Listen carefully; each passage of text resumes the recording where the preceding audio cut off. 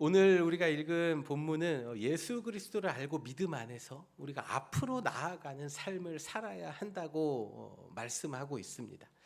예수 그리스도를 안다는 것, 그냥 앞으로 나가는 게 아니라 알고 나아간다라고 이야기하고 있죠. 예수 그리스도를 안다는 것은요, 단순히 지식적으로 아는 것을 의미하지 않습니다. 우리가 누군가를 안다고 할 때에 누구를 알아 이렇게 얘기할 수도 있지만, 그렇게 피상적으로 아는 게 아니라 성경에서 말하는 예수를 안다라는 것은 깊은 인격적인 교제를 통해서, 경험을 통해서 알게 된 사실, 그래서 알게 된 예수님이 어떤 분이시라는 것을 알게 되었다는 것, 이것을 안다라고 하는 거죠. 그러니까 경험적인 것이죠. 예수님의 능력을 의지하며 예수님 안에서 살아가는 그 사람이 이제 경험하게 되는 예수님의 도우심과 또 긍휼하심, 하나님의 은혜를 경험하는 것, 이 모든 것을 삶에서 체험을 통해서 아는 것, 그 아는 것 안에서 우리가 표대를 향하여, 구원을 향하여 나아가야 된다라고 성경은 말씀하고 있는 것입니다. 그러니까 여러분, 무언가 나갈 때요, 막 나가면 안 돼요. 그냥 알고 나가야지, 모르고 나가면은요, 때로는 다시 돌아와야 할 일도 있고요. 그 다음에 또 때로는 다시 방향을 수정해야 될 일이 생기는 것처럼, 우리가 무엇을 향해 나아가야 되는지 정확히 아는 것, 그것이 중요합니다. 그러므로 우리의 삶에서 예수님이 나를 위해 십자가에 달려 죽으셨지, 그냥 이렇게 피상적으로 아는 게 아니라, 이것이 진짜 나에게 어떻게 다가오는지 우리는 삶에서 이것을 체험을 해야 됩니다. 경험을 해야 됩니다. 오늘 본문의 10절과 11절에 다른 번역본을 보면 이렇게 말씀하고 있어요. 그리스도를 바로 알고 그분의 부활의 능력을 체험하며 그의 고난에 참여하고 그분의 죽음을 본받아 나도 부활하는 것입니다. 이 말씀은 우리가 예수님을 알기 위해서는요, 예수님의 고난에 우리가 참여해야 된다라는 것을 말씀해 주고 있어요. 우리가 그 누군가를 알기 위해서는 그 사람과 함께 시간을 보내야 하는 것처럼, 우리가 예수님을 어떤 분이신지 알기 위해서는요, 예수님이 당하신 그 고난에 우리가 참여해야 된다라고 말씀하고 있는 것이죠. 그래서 결국에는 나도 부활을 이룬다. 예수님이 십자가에 달려 죽으시고 부활하신 것처럼 우리도 예수님처럼 다시 부활을 할 수 있는, 부활하는 영원한 생명을 가진 존재로 다시 태어난다, 거듭난다 라는 것을 성경은 말씀하고 있습니다. 이것이 바로 이 땅을 살아가는 모든 성도들의 궁극적인 목표입니다. 이것이 우리가 이 땅을 살아가는 단 하나의 목표, 잊지 말아야 할 목표라는 것이죠.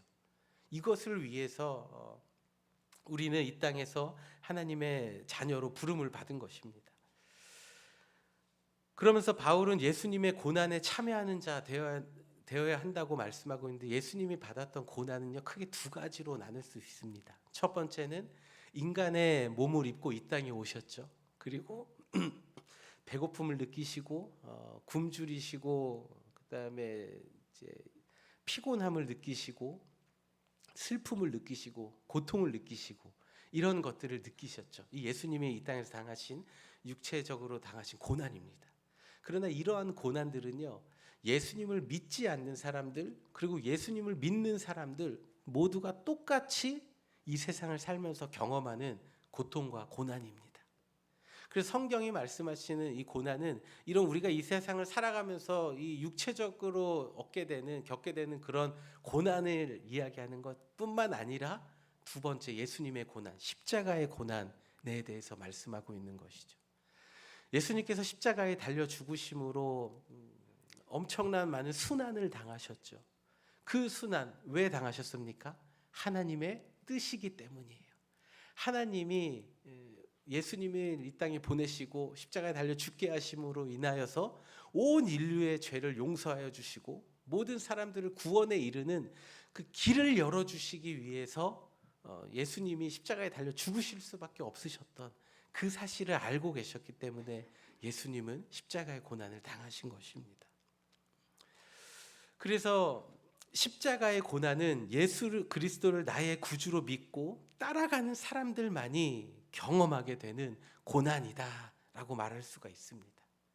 그러면 우리가 예수님을 제대로 믿고 예수님을 따라가려고 하면요, 우리는 고난을 당할 수밖에 없어요.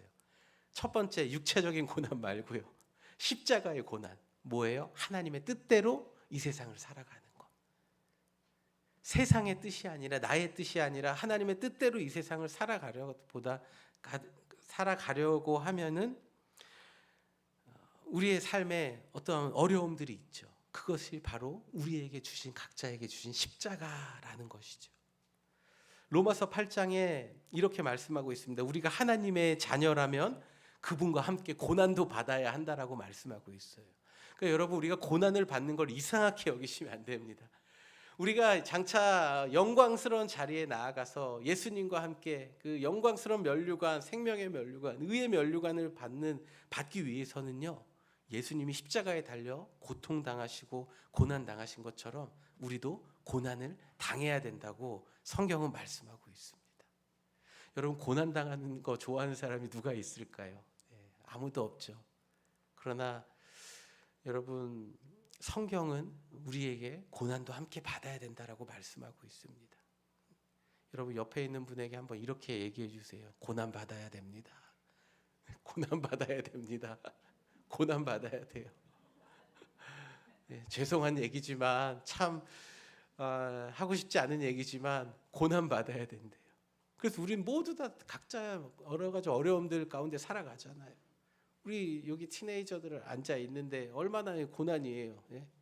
얼마나 고난을 당하는지. 도연이는 티네이저 하니까 고개를 번쩍 들고 어떻게 알았지? 우리 아버지들은 얼마나 고난이에요. 오늘도 출근하신 분들이 몇 분 계시는데, 이게 뭐예요? 이게 회사를 위해 생명을 갈아놓고 지금 열심히 우리 예배 드리기 위해서 그냥 오신 분들도 계세요. 회사를 나보라 하고. 얼마나 고난 속에 있습니까? 우리 어머니도 얼마나 고난이에요. 미국에 살면은 좋을 것 같았지만 와 보니 그런 것 좋은 것도 있지만 완전 고립된 것 같은 그런 시간들을 들 때가 얼마나 많이 있습니까? 우리 모두 다 고난 가운데 살고 있어요. 근데 그것이 우리의 삶의 육체의 고난으로 끝나는 것이 아니라 우리에게 주신 이 상황 안에서 하나님이 나에게 주신 뜻이 무엇인지 발견하고 그것을 위해 살아간다고 하면은 그것이 바로 오늘 우리에게 주시는 하나님의 고난, 십자가의 고난이에요. 그래서 예수님께서도 마태복음 7장에서 이렇게 말씀하셨잖아요. 16장에서 예수께서 제자들에게 이르시되 자기의 십자가를 지고 나를 따를 것이라. 아멘. 여러분, 우리의 십자가를 지고 주님을 따라갑시다. 각자의 십자가를 지고 우리 주님 따라가는 우리 모두가 되어지길 주님의 이름으로 축복합니다. 중간에 한 분도 낙오하는 분 없이, 멈추는 분 없이 예수님 따라가는 저희들이 되어야 하겠습니다. 그래서 자기를 부인하고 십자가를 지고 따라오라고 말씀하신 예수님 말씀처럼 우리는요, 우리의 자기를, 우리 이고라고 하죠. 이고를 부인하는 거예요. 내가 하고 싶은 것, 내가 원하는 대로 살아가고자 하는 그건 모든 것들을 다 부인하고 오직 하나님의 원하시는 것이 무엇인지 그것을 위해서 따라가고 선택하고 하나님의 뜻을 이루어드리기 위해 사는 삶, 이것이 바로 십자가를 지고 예수님을 따라가는 삶인 것입니다. 우리는 왜 이러한 삶을 살아야 하며 오늘 본문은 왜 그리스도인들이 이러한 삶을 살아야 한다라고 이야기할까요? 요즘 세상의 가르침과는 전혀 맞지 않는 시대착오적인 말씀을 성경에 기록하고 있잖아요.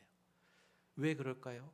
왜냐하면 하나님께서 우리에게 주신 이 구원이라는 것은요, 오늘 말씀의 제목처럼 이미 우리에게 주어진 것이지만 아직 완전히 이루어진 것이 아니기 때문입니다. 그래서 우리는 이미와 아직 그 사이에 이 현재를 살아가고 있는 거예요. 그렇기 때문에 이 현재의 삶에서 우리는 구원을 이루어가기 위해서 노력하고 애쓰고 달려가는 삶을 살아야 된다라는 것이 오늘 본문이 담고 있는 메시지입니다. 1970년대에 한국의 경제 성장기라고 이야기하잖아요. 근데 이때 한국 교회에 영원 구원론이라는 이제 교리가 등장합니다. 영원 구원론. 그러니까 이게 영원 구원론이 뭐냐면 한 번 구원 받으면 그 구원은 취소될 수 없다라는 거예요. 그런데 이게 경제 성장기와 맞물리면서 사람들이 이거를 이렇게 해석해요. 한 번 나는 구원 받았으니 이제 내 마음대로 살아도 된다. 물질에 주는 풍요로움 속에서 흥청망청 자기가 원하는 대로 죄 짓고 살아가도 나는 구원 받았으니까 상관이 없다라고 이상하게 이게 이제 교리가 이제 바뀝니다. 변질됩니다. 그래서 구원파라는 이단이 등장을 하잖아요. 더 나아가 구원받은 이후에 어떠한 죄를 지어도 구원은 취소되지 않는다. 또 회개하지 않아도 우리는 구원을 받을 수 있다라는 이런 말도 안 되는 교리들을 이단들이 등장하는 거예요. 그러나 예수님께서 마태복음 7장에서 이렇게 말씀하셨죠. 나더러 주여 주여 하는 자마다 다 천국에 들어갈 것이 아니요 아버지의 뜻대로 행하는 자가 들어간다. 예수님 두 가지를 다 말씀하셨어요. 주님 주님 예수님의 이름을 부르는 사람뿐만 아니라 아버지의 뜻대로 행하는 것, 이 두 가지를 다 해야지만 우리가 천국에 이른다라고 성경은 말씀하고 있는 거예요. 근데 어떤 사람들은 예수님 이름 부르면 끝나, 또는 아버지의 뜻대로 행위를 강조해. 이 어느 것 하나 중요하지 않은 것이 없는데 이것이 더 중요하다라고 이제 이야기하면서 교회를 어지럽히고 또 자신의 주장대로 신앙생활을 하는 사람들이 생겨났다라는 것이죠. 예수 그리스도를 믿음으로 이미 과거에 우리에게 임한 하나님의 나라, 우리가 예수님을 믿은 구주로 믿기를 시작한 그 즉시 그 시점에 우리에게 구원이 임했다. 천국, 하나님의 나라, 하나님이 다스리시는 하나님의 통치가 임했다. 그 구원이 이루어졌죠. 그리고 또 우리의 이 땅에서의 삶을 다 마치고 장차 우리가 하나님 앞에 섰을 때에 우리에게 주실 그 면류관, 그 순간 구원의 완성을 이루는 그 순간이죠. 그리고 우리의 현재의 삶에서 구원을 이루어가는 그 과정 가운데 있는 우리의 이 모든 삶의 과거와 현재와 미래, 이 모든 것들을 통틀어서 우리는 구원을 이루기 위해서 애쓰고 또 달려가야 되는 삶을 살아야 된다라고 성경은 말씀하고 있습니다. 그래서 이미 과거에 우리에게 임한 하나님의 나라, 그리고 앞으로 다가올 하나님께서 통치하시는 하나님의 나라에 들어가기 위해서는 우리의 현재의 삶에서 누구를 붙잡아야 됩니까? 예수 그리스도를 붙잡으라라고 말씀하고 있는 것입니다. 그래서 바울은 본문의 12절에서 내가 이미 얻었다 함도 아니요 온전히 이루었다 함도 아니라 그것을 잡으려고 달려가노라 라고 말씀하고 있어요. 그리고 14절에서 뭐라고 얘기합니까? 표대를 향하여 그리스도 예수 안에서 하나님이 위에서 부르신 부름의 상을 위하여 달려가노라. 영원한 생명의 면류관 얻기 위해서, 믿음으로 의롭다 하시는 그 의의 면류관을 얻기 위해서 나는 달려간다라고 말씀하고 있습니다. 이러한 모습이 바로 신앙인의 모습, 이 땅을 살아가야 되는 그리스도인의 모습이라고 성경은 말씀하고 있는 것입니다. 하나님의 뜻대로 살아가는 성도들의 모습은 바로 이러한 모습이어야 된다라는 것을 우리 하나님께서는 오늘 본문을 통해 다시 한번 우리에게 말씀해주고 나타내주고 계십니다. 하나님께서 베풀어 주신 그 구원을 이루고 완성하는 그날까지 예수님 붙들고 이 믿음의 길을 걸어가는 우리 모두가 되어지길 주님의 이름으로 축복합니다. 두 번째로는 우리는 오늘 말씀의 제목과 같이 이미 그러나 아직 우리에게 이루어지지 않은 이 구원의 여정 안에서 하나님께서 베풀어 주시는 이 은혜의 자리, 은혜의 상태 안에 머물러 있어야 합니다. 오늘날 개신교의 표준 그 교리서가 되는 웨스트민스터 신조에 보면은 이렇게 나와 있어요. 하나님이 자신을 사랑하는 자 안에서 용납하시고 그의 성령으로서 효과적으로 부르시고 거룩하게 하신 자들은 은혜의 상태에서 최종적으로 타락할 수 없다. 그들은 확실하게 그 상태에서 끝까지 인내하며 구원받는다라고 이야기하고 있습니다. 하나님께서 사랑하시는 자, 하나님께서 택하사 구원의 은혜를 베풀어 주신 사람은요, 하나님 버리지 않으시고 그 은혜의 상태에서 구원을 이루어 가시도록 붙들어 주신다고 이야기하고 있어요. 그러므로 우리는요, 구원의 상태, 그 은혜의 자리에 항상 머물러 있기를 노력해야 합니다. 종교개혁자 존 칼빈은 하나님께서는 어떤 사람을 의롭게 하면 동시에 그를 반드시 거룩하게 하십니다. 믿음은 끊임없는 회개의 삶으로 이어진다라고 말하면서 이 은혜의 상태가 어떠한 것인지 이렇게 잘 우리에게 이야기해 주고 있습니다. 은혜의 자리, 은혜의 상태에 나와 있는 사람은 내가 얼마나 죄인된 모습인지 깨닫고 매일의 삶 속에서, 그리고 또 예배의 자리에서 하나님 앞에 회개의 삶을 살아가죠. 왜 회개합니까? 은혜의 자리에서 떨어지지 않기 위해서예요. 회개는 우리의 육신이, 우리의 모습이 죄 가운데에 흘러가지 않도록 막아주는 장치입니다. 그래서 우리가 주일날 앞부분에도 회개의 사죄의 기도를 드리잖아요.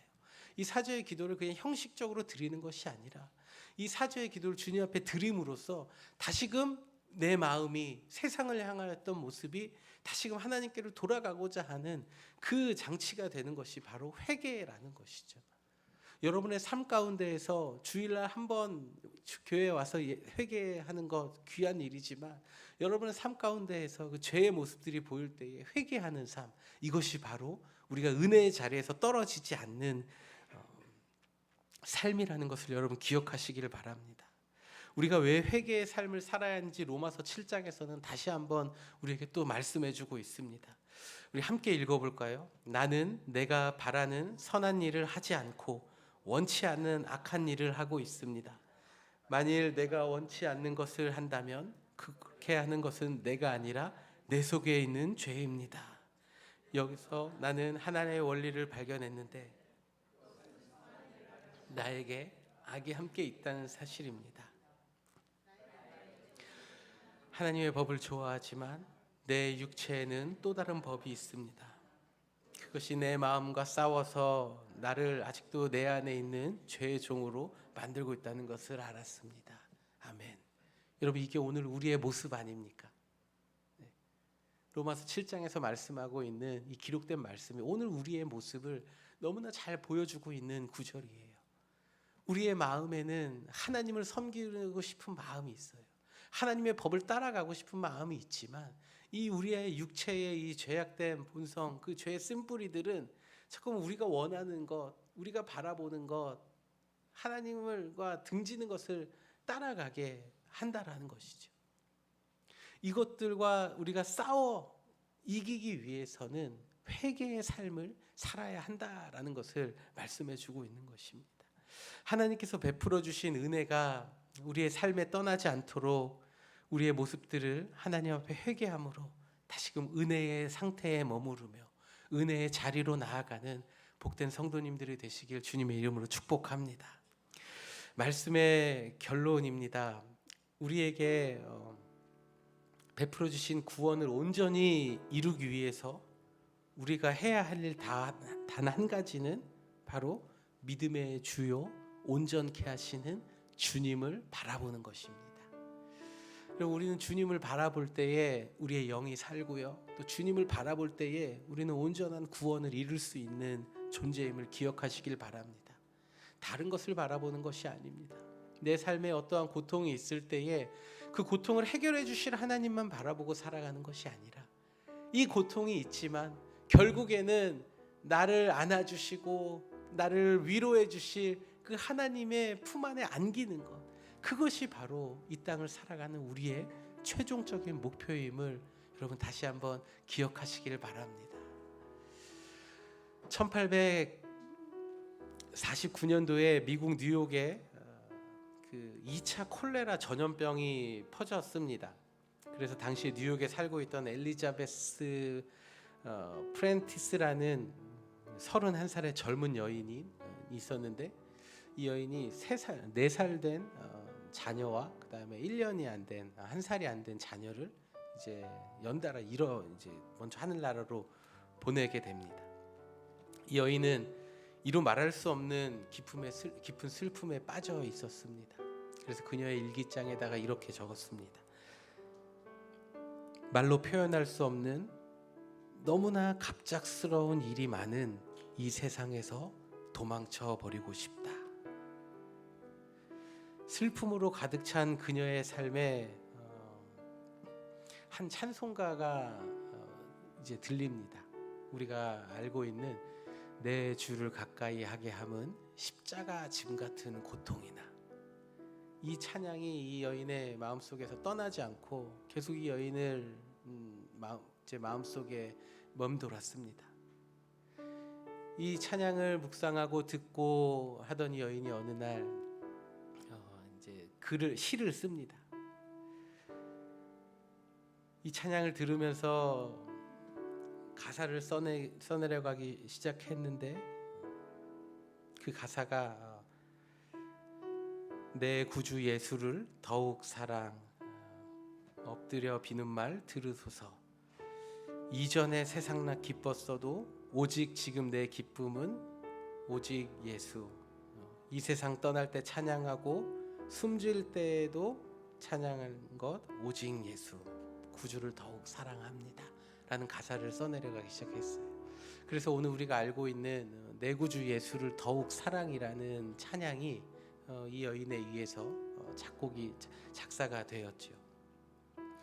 인생에 정말 힘들고 어려운 상황 가운데에서 너무나 원치 않는 많은 일들이 일어나는 그런 상황, 내가 원하는 것도 아니고 내가 어떻게 컨트롤할 수도 없는 그런 상황에서 사랑하는 자녀들을 다 잃어버리는 그런 상황 가운데서도 주님을 붙들지 않고 내 주를 가까이 하게 하는 것은 십자가 같은 고난입니다 라고 하나님을 앞에 나아갈 때에 오직 주님을 더 사랑한다 라는 그 마음을 얻게 된 것처럼, 이 땅을 살아가는 우리의 삶의 일터에서, 가정에서, 또 교회에서 마주하는 여러 모양의 어려운 상황 속에서 오직 예수님만 바라보며 이 어려운 믿음의 길, 신앙의 길을 향해 나아가고, 그리하여 끝까지 구원의 완성을 이루는 우리 모두가 되어지기를 주님의 이름으로 축복합니다.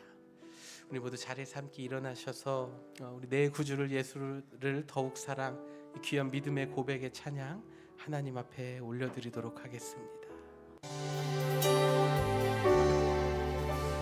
내 구주 예수를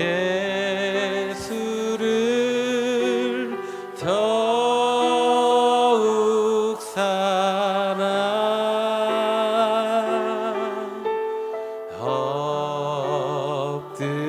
엎드려 비는 말 들으소서.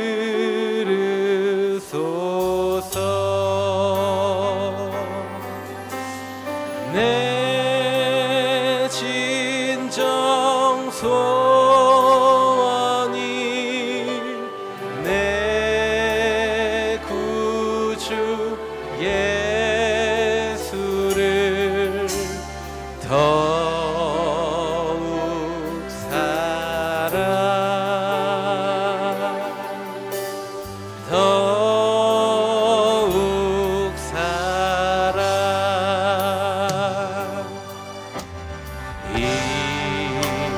이전엔 세상 난 기뻤어도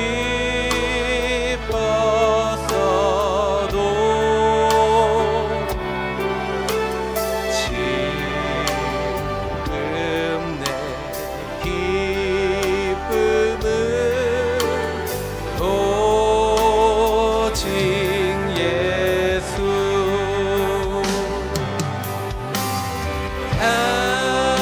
다만 내비는 말 내 구주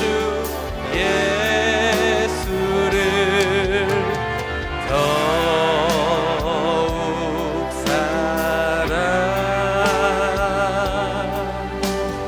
더욱 사랑.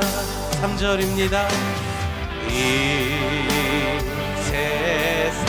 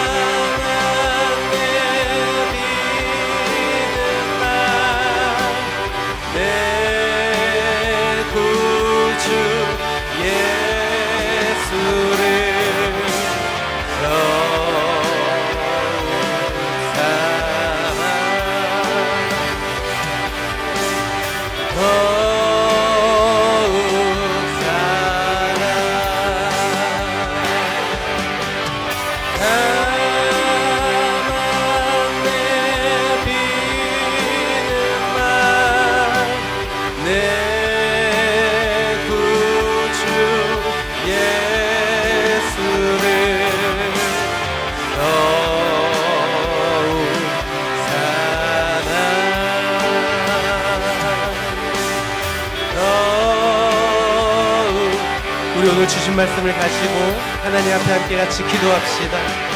사랑과 은혜가 많으신 하나님, 우리에게 구원을 베풀어 주심에 감사를 드립니다. 그러나 이미 우리에게 주신 구원, 그러나 아직 이루어지지 않은 이 구원을 얻기 위하여 이 땅에서 우리의 십자가를 지고 주님의 고난에 동참하며 오직 주님 사랑하는 마음 가지고 살아가는 저희들 되게 하여 주시옵소서. 그래요, 이 믿음의 길에서 떨어져 나가지 아니하며 주께서 베풀어 주시는 은혜의 자리에서 떨어져 나가지 아니하며 은혜의 상태에 머무르며 끝까지 구원의 완성을 이루는 저희들 되게 하여 주시옵소서. 하나님 감사합니다. 우리에게 은혜 주시고 우리를 붙들어 주시는 은혜의 감사를 드립니다. 이 구원의 완성을 위하여 달려가는 저희들, 목표를 향하여 달려가는 저희들 될 수 있도록 예수님을 놓치고 살아가지 않도록 주님 함께하여 주시옵소서. 우리 함께 마지막으로 찬양합시다. 내 진정 소원이, 내 진정 소원은 내 구주